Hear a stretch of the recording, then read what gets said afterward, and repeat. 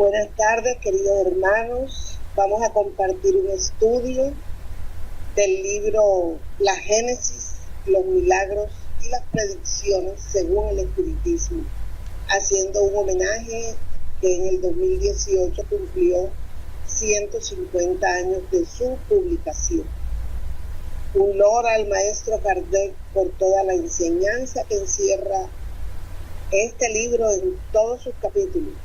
Este es uno de los primeros, este es el 9º capítulo que vamos a compartir en este estudio como un querer conocer la historia de nuestro planeta, en parte, en sus inicios, apoyándonos en la ciencia tradicional y apoyándonos en las revelaciones del grupo espiritual que acompañó al maestro Kardec.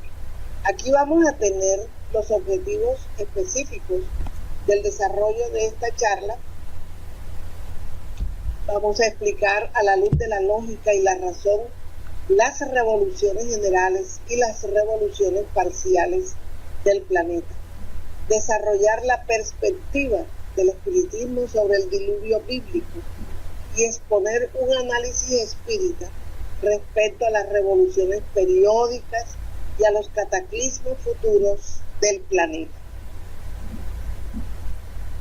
En los objetivos específicos vamos a encontrar entonces estas revoluciones generales o revoluciones parciales, recordando siempre que el planeta tuvo unos periodos geológicos bien descritos por la ciencia, incluso por los periodos llamados en la Biblia de 6 días, de pocos días, comprendiendo la necesidad que tuvo el legislador Moisés en su momento de utilizar este método para poder darse a comprender.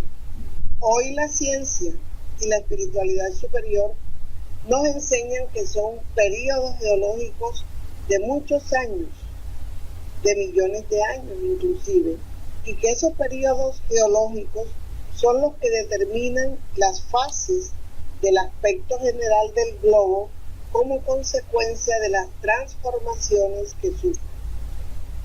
No obstante, con excepción del periodo diluviano, que se caracteriza por una transformación repentina, todos los demás periodos que lo precedieron transcurrieron con mucha lentitud, sin revoluciones bruscas, sin transiciones bruscas. Además de las revoluciones generales, la Tierra experimentó gran cantidad de perturbaciones localizadas. Es decir, había una revolución general en toda la masa del planeta y luego habían revoluciones más aceleradas en algunos puntos específicos. Sin embargo, para esto hubo dos factores importantes que incidieron en la realización de estas perturbaciones, como fueron el fuego y el agua. El fuego, mediante la irrupción de los volcanes, que fueron sepultando bajo capas de espesas cenizas y lavas los terrenos que estaban alrededor de la montaña volcánica, e iban sepultando ciudades e iban sepultando poblaciones, habitantes completos. A través de los terremotos y de los levantamientos de estas placas, de esta corteza de la Tierra,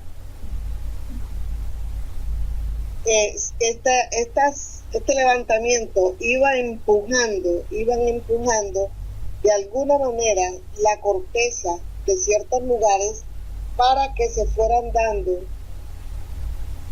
espacios, hundimientos, unos de mayor extensión, otros de menor extensión, y se fueran dando la contribución de las aguas que iban buscando las zonas más bajas e iban dejando los espacios secos, dando esta cantidad de agua, precipitaciones de las mismas y por un lado habían inundaciones, por otro lado habían terrenos completamente secos.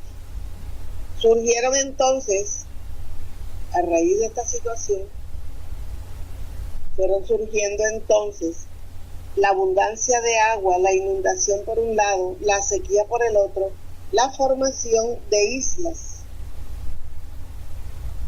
Estas islas que van quedando al descubierto, que no son más que las porciones de tierra que estaban cubiertas de agua, que el agua se mueve, que el agua es empujada de alguna manera hacia otros sectores. Estas islas también se van a unir más adelante a lo que son los continentes y van haciendo las respectivas transformaciones.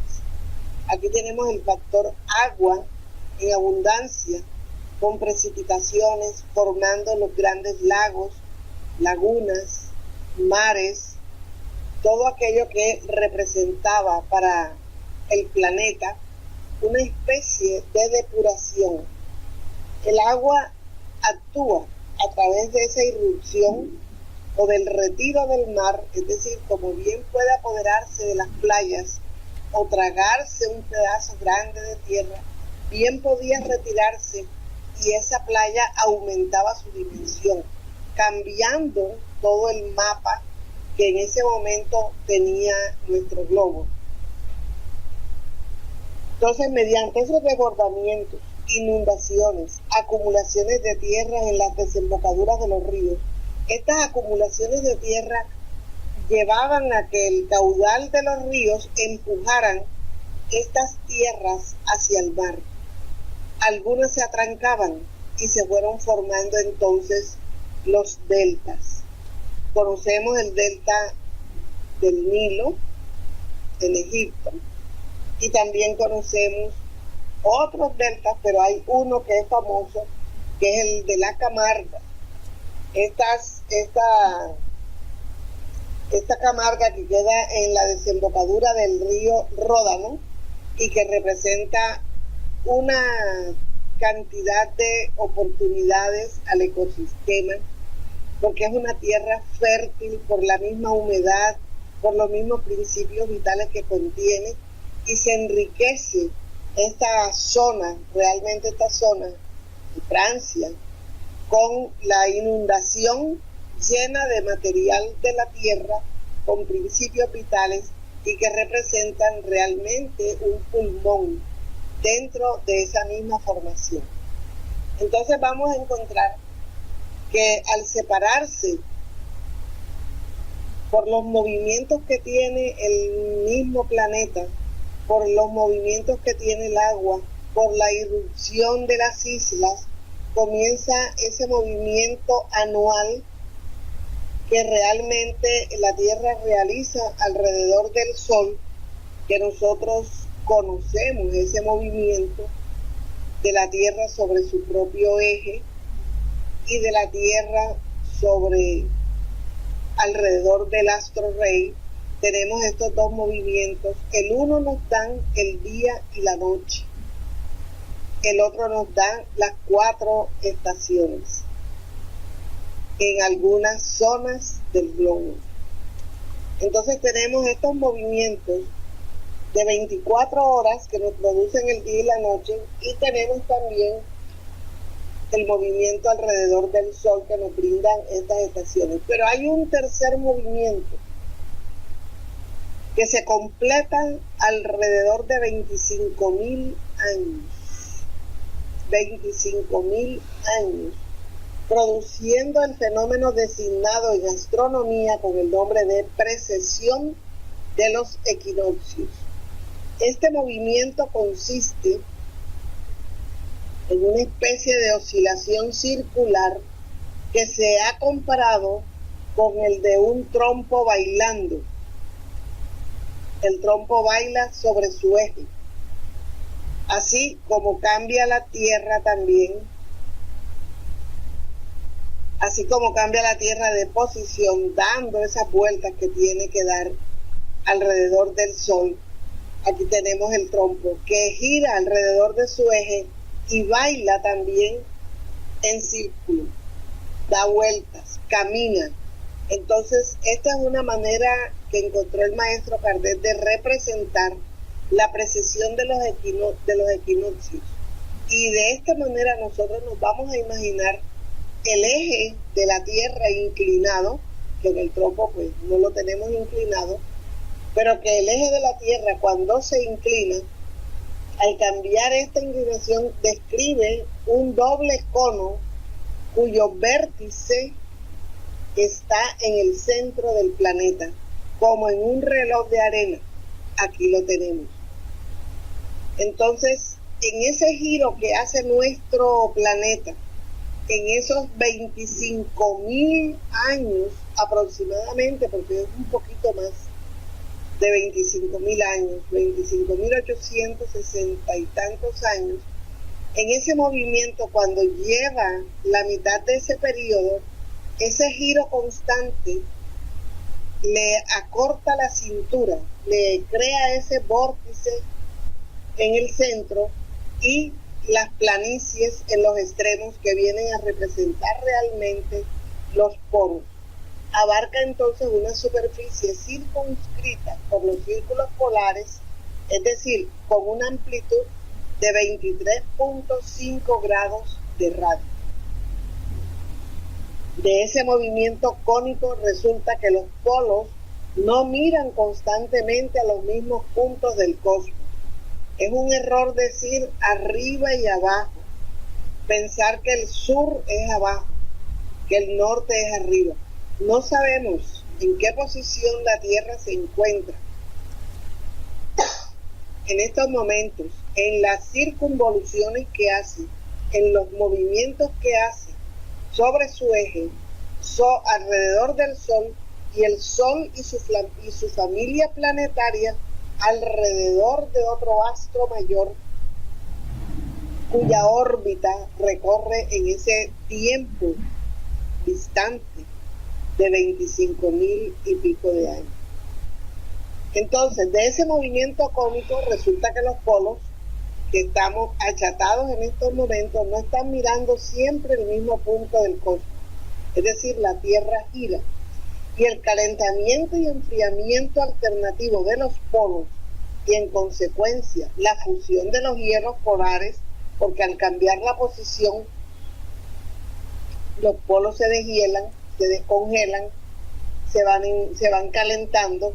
Entonces ese deshielo hace que tengamos una inundación en los ríos, una nueva formación en el mapa del planeta durante la otra mitad de ese periodo de los 25.000 años.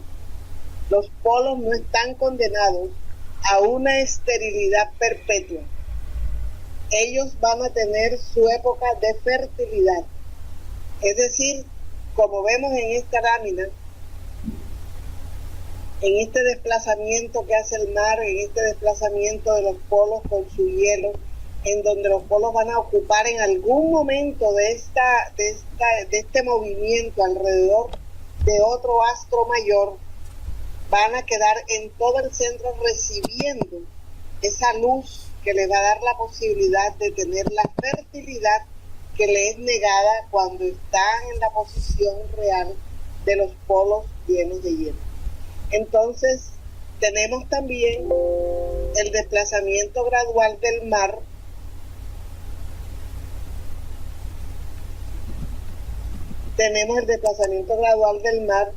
que de poco a poco invade algunas tierras y deja a otras tierras al descubierto,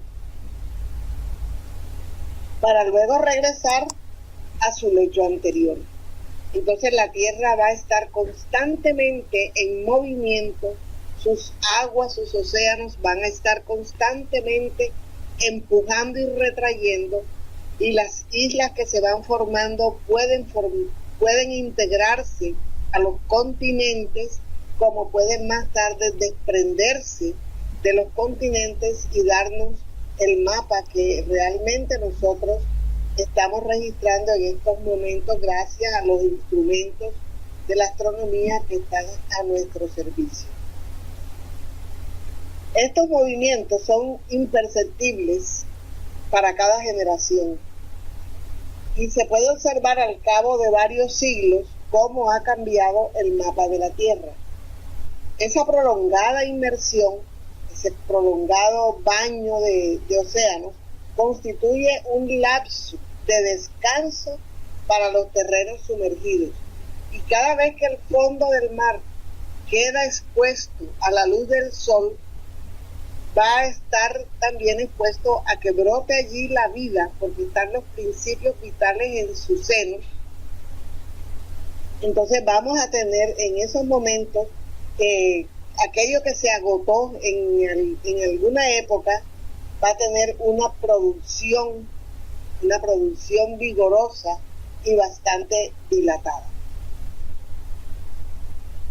Vamos a entender entonces cómo nosotros, dentro de todo este proceso que sufre la Tierra o que utiliza la Tierra las fuerzas de la materia, tanto la rotación, la centrifugación, la ley de gravedad, todo aquello que son leyes inherentes a la materia física, son aprovechados para que en estos movimientos la Tierra surja, se acondicione, haya limpieza de la atmósfera, se pueda dar la presencia de seres orgánicos que puedan vivir y desarrollarse, especialmente el reino vegetal en este caso. Nos habla el maestro Kardec con la perspectiva del diluvio bíblico, que fue real y que este diluvio sucedió después de la aparición del hombre en la tierra. ¿Por qué? Porque hay testimonios de seres que vivieron, que lo presenciaron, que lo experimentaron y lo tienen escritos en sus teogonías, en sus creencias teológicas. Entonces el diluvio viene siendo posterior a todo este periodo que hemos visto previamente, en donde se ha luchado entre la tierra firme y las aguas, y los ríos y los lagos, y las islas, y todo aquello que se ha compuesto para que pueda de alguna manera surgir todos esos principios vitales que fueron colocados allí con el mayor ingeniero sideral, que es Jesús de Nazaret, y sus compañeros, para brindarle a la tierra la posibilidad de una vida orgánica, equilibrada, para que el espíritu pueda allí desarrollarse. Entonces, al examinar los terrenos destrozados por el levantamiento de las montañas y al análisis de las capas que las forman, es posible determinar la edad geológica de estas montañas.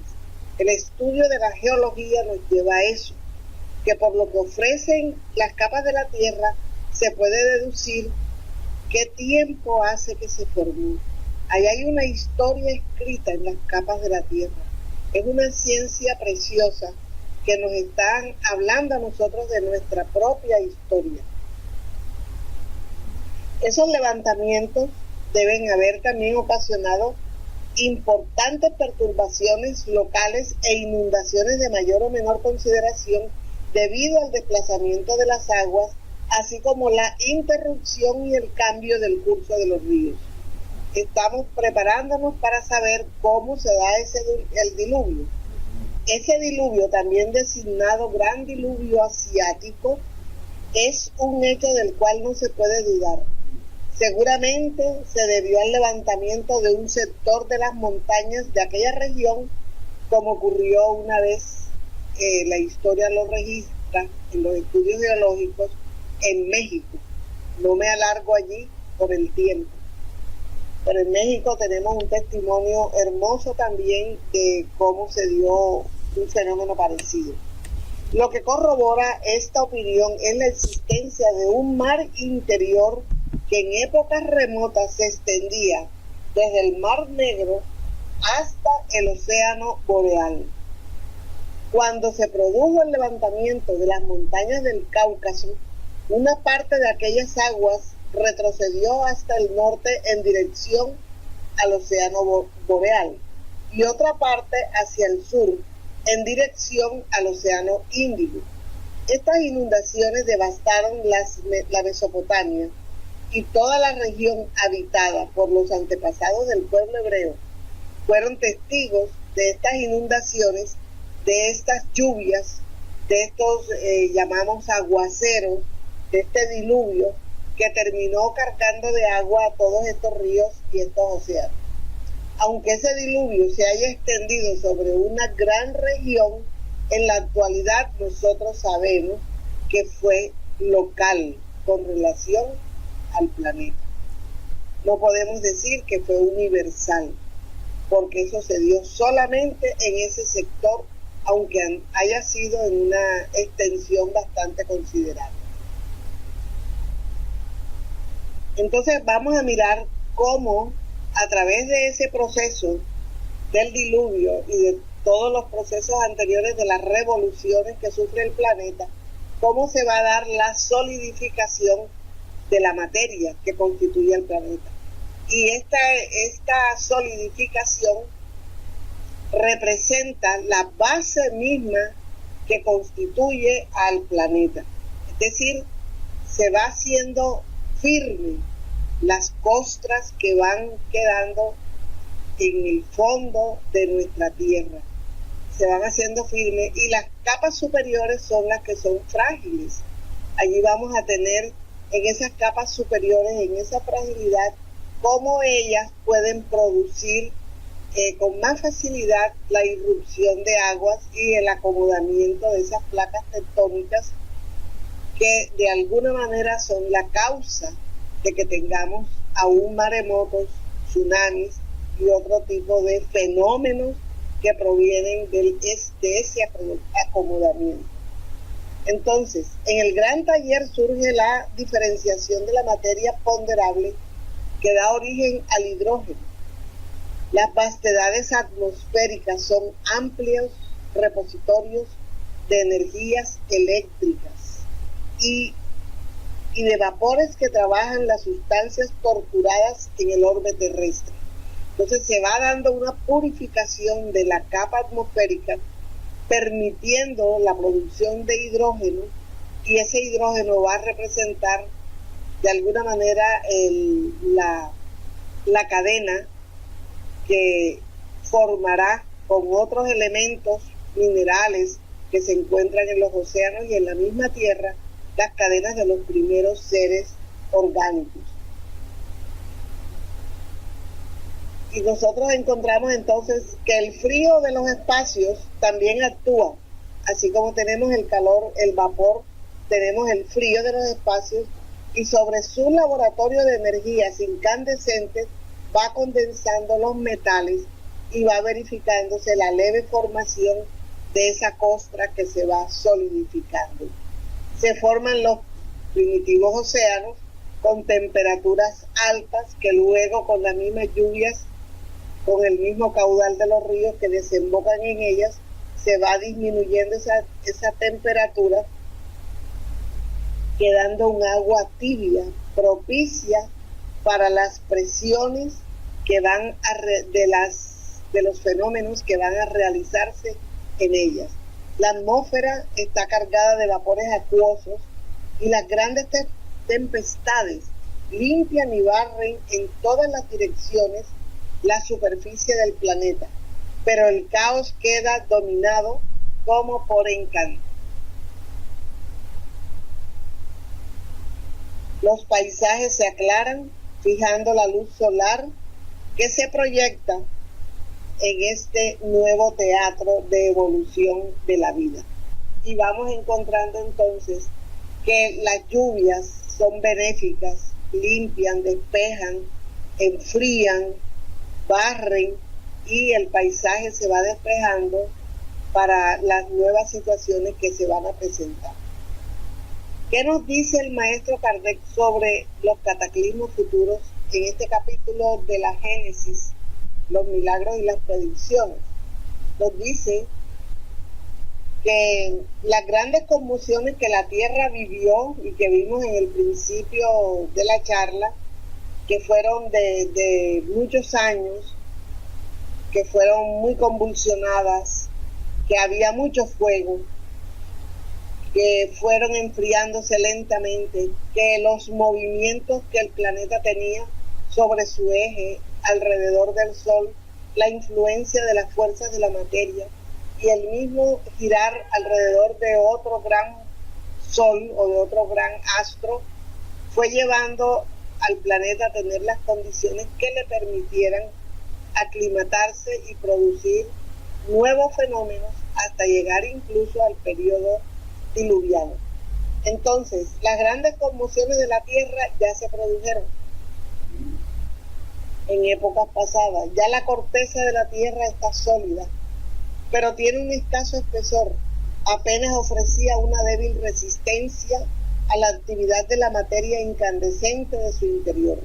Es decir, en el interior del planeta se mantiene el fuego ardiente, que es el que hace la presión y se expulsa a través de los volcanes.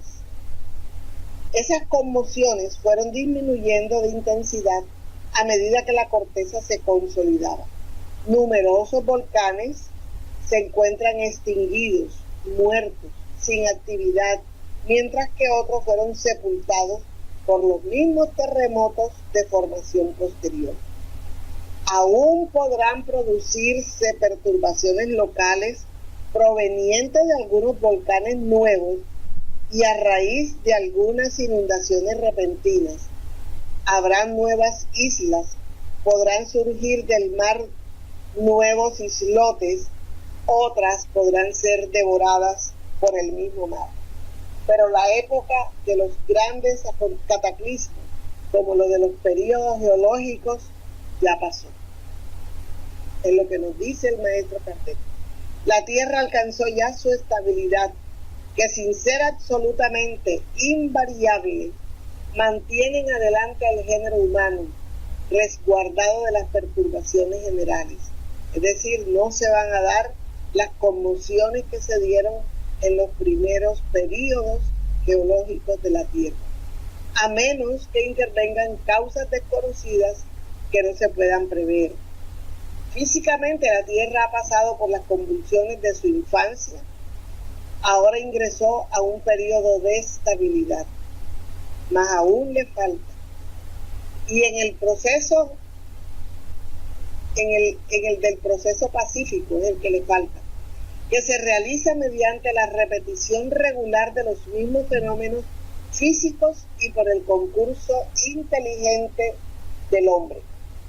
Pero está aún en pleno trabajo de gestación del progreso moral. Allí residirá la causa de las mayores perturbaciones. Allí estará la causa de las mayores convulsiones. Hasta que la humanidad haya crecido lo suficiente en perfección, tanto por la inteligencia como por la práctica de las leyes divinas, las mayores perturbaciones serán causadas más por los hombres que por la naturaleza. Serán más morales y sociales que físicas.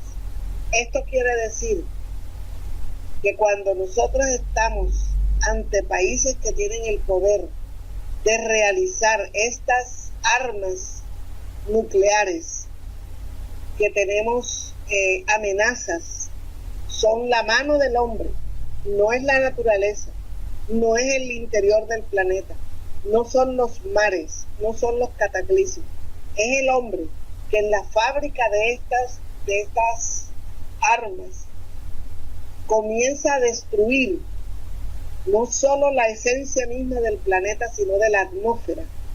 Y su pensamiento, que es una energía, en esas condiciones es una energía nefasta que traba el progreso natural de la humanidad y no facilita para nada el progreso moral de muchos, porque estamos hablando de que el poder lo tienen aproximadamente 9 países, que es bastante, con estas 16.000 ojivas, de las cuales pueden destruir toda la población humana del planeta.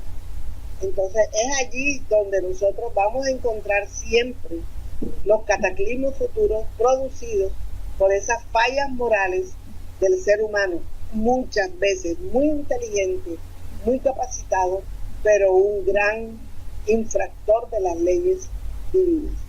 Entonces vamos a mirar cómo se producen estos cataclismos que aún pueden darse, que se han dado y que pueden seguir dándose, porque en aquella época, en esta época en que esto se produce, la humanidad tiene deudas y compromisos de orden moral que debe rescatar. Y es así como nosotros vamos a entender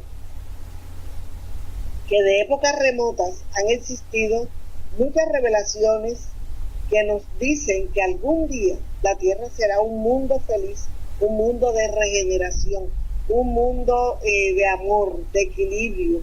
Será un planeta en donde seamos solidarios, fraternos, pero tenemos que sufrir el expurgue, tenemos que sufrir de alguna manera el trabajo que hemos destruido en vidas anteriores, que nuestra conducta moral nos ha llevado al abismo, y que de alguna manera este sufrimiento va a ser nuestro rescate. Los sucesivos acontecimientos que aterraron a la sociedad, proponiéndole el análisis relativo de las convulsiones que sacuden al mundo físico periódicamente, mientras hay actos horribles de terrorismo, de atrocidades que se reiteran de manera pavorosa. Esas son señales inequívocas del gran cambio que ya se está dando lugar en el orbe terrestre. Porque todo este terrorismo y toda esta situación no es más que la limpieza que se hace de las esferas, del umbral de las tinieblas, permitiéndole a estos seres que por muchos años han pasado allí, les permiten reencarnar, y ellos traen todavía sus tendencias, su maldad, su crueldad. Ellos reencarnan como una oportunidad misericordiosa de nuestro Padre, pero si no la aprovechan, serán sacados. Necesitan esa experiencia para ser retirados, y esa limpieza que se hace de las esferas inferiores va a permitirle al hombre que renazca en el planeta la limpieza, digamos, el no tener la presión psíquica de la maldad que se habitúa en estas regiones. Entonces es una limpieza que va a beneficiar al hombre del futuro, al hombre que está reencarnando y que está próximo a ser un líder de justicia, un líder social, un líder de amor en las futuras generaciones, en los futuros gobiernos también. Los medios de comunicación explotan de manera insaciable las noticias alusivas a las tragedias y otros hechos, y se tornan más importantes, sustituyendo a aquellos que debieran merecer más análisis y profundización mental para encontrar las soluciones a los terribles efectos de los acontecimientos.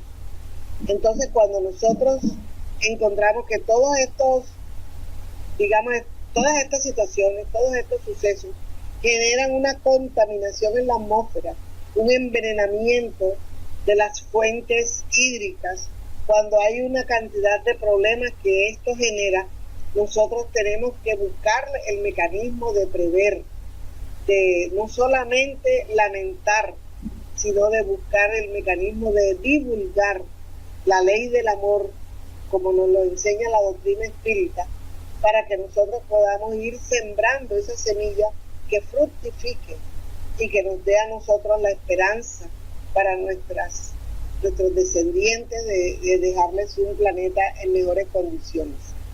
Entonces debemos de verdad buscar la forma de practicar la solidaridad, de llamar a los gobiernos a que sean responsables para conseguir soluciones que de alguna manera favorezcan nuestra situación. Dentro de este proceso del tsunami vemos las playas llenas de cadáveres. Sin embargo,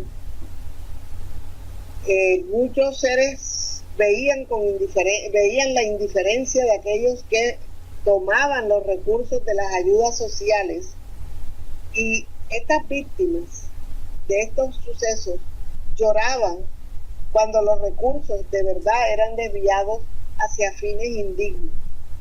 Pero mientras ellos sufrían eso y observaban la indiferencia con que eran tratados, unos delegados de Jesús vienen a cumplir con la gran misión.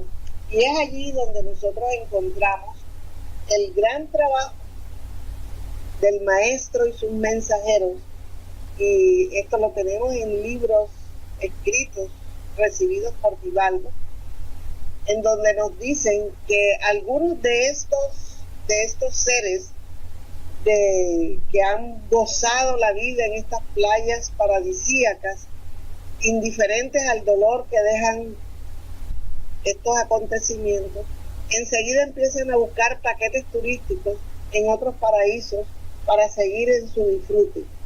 No les importa que debajo de los escombros hubiesen todavía cuerpos con vida o cadáveres que estaban necesitando ser rescatados.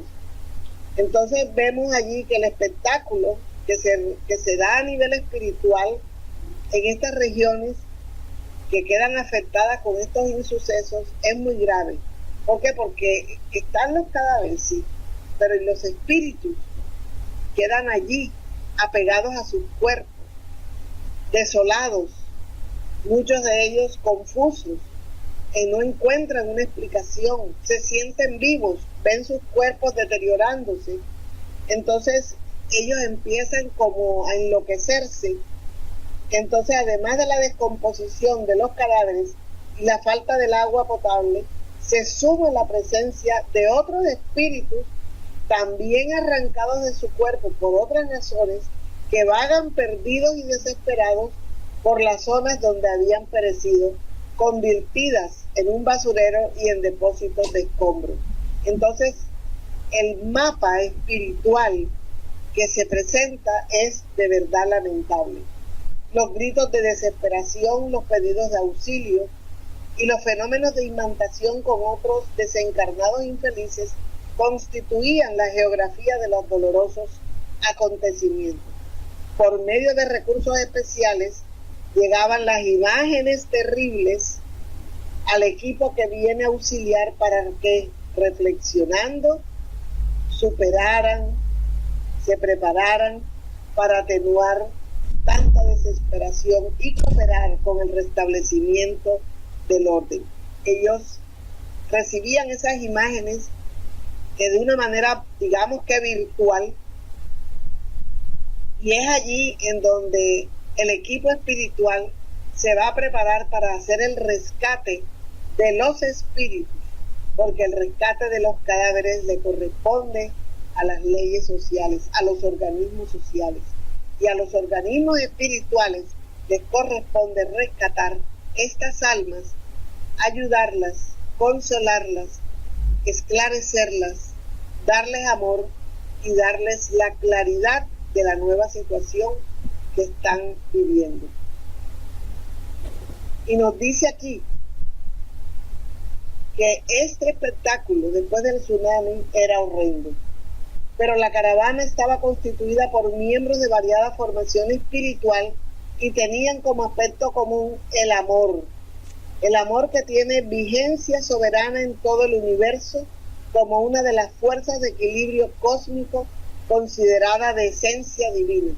Eran caravanas de trabajadores de Jesús cargados de amor, de conocimiento, de fraternidad, y este estudio lo podemos profundizar y ampliar en este trío de libros: Transición Planetaria, El Amanecer de una Nueva Era y Perturbaciones Espirituales, dictado por nuestro gran amigo espiritual Manuel Filomeno de Miranda y recibido por nuestro gran amigo médium, expositor espírita Divaldo Pereira Franco. Entonces, alguno del equipo de auxilio fue informado de nuevos choques en las placas tectónicas, generador de las inmensas olas destructivas. Es decir, no todo el equipo vino a socorrer, se dividían los trabajos. Algunos iban a prevenir, a ayudar a que en el momento en que se sucediera la tragedia, ya ellos estuvieran allí. Y habían sido tomadas providencias espirituales, incluso la construcción de un puesto de socorro para cada región que sufriera este daño. Entonces tengamos claro, los espíritus no venían a detener el acomodamiento de las placas tectónicas. Ellos no venían a evitar que el tsunami se diera. Ellos venían a socorrer a aquellos que iban a desencarnar por efectos del tsunami.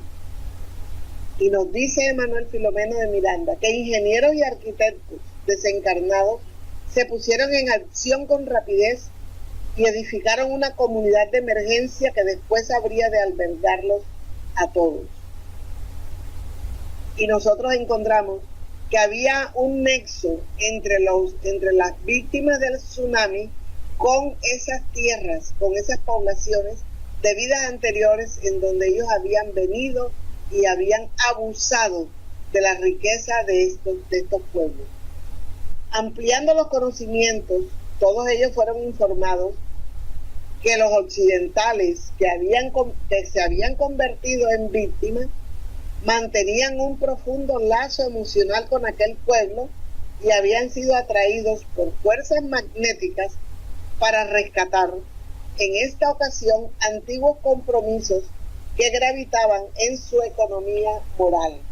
Entonces, en cualquier dirección que nosotros recorramos, el alma nunca tropezará con sus límites. Siempre vamos a encontrar la oportunidad de hacer este rescate de estos compromisos que venimos adquiriendo de vidas pasadas. Que no estamos solos, que el equipo espiritual que el Maestro Jesús dirige nos brinda todo el acompañamiento, que la oración se presenta como una bandera de triunfo, de auxilio, de merecimiento, de humildad. La oración que nosotros hagamos por todos nuestros hermanos en sufrimiento, encarnados o desencarnados, van siempre a recibir el bálsamo refrescante de todo el amor del equipo espiritual que en nombre de Jesús envuelve a la tierra, envuelve al planeta en las diversas capas espirituales. Comparto también estos agradecimientos que nos brinda André Luis en el libro El Espíritu de la Verdad, cuando nos dice que el universo reposa sobre la disciplina. Esto es para nosotros. El laberinto de la selva revela orden en cada detalle, así sea un laberinto. En la naturaleza todo requiere comprensión y respeto. El desierto es el cadáver del mar. Cuando hablamos de que el mar se retira, esa tierra que queda viene siendo la presencia de que allí hubo un mar. El aspecto exterior no siempre denuncia la realidad. El viento, supuestamente tonto, desempeña la función de cupido de las flores. Importante esta frase, porque sin el reino vegetal no tendríamos vida. El volumen no expresa el valor. Aunque diminuta la semilla, es una gota de vida. En el campo de la evolución, la paz representa una conquista inevitable del ser humano. Estamos llamados a conquistar nuestra paz íntima, a defenderla, a cuidarla, para poderla compartir seriamente. Yo les agradezco mucho la presencia a todos ustedes y la paciencia.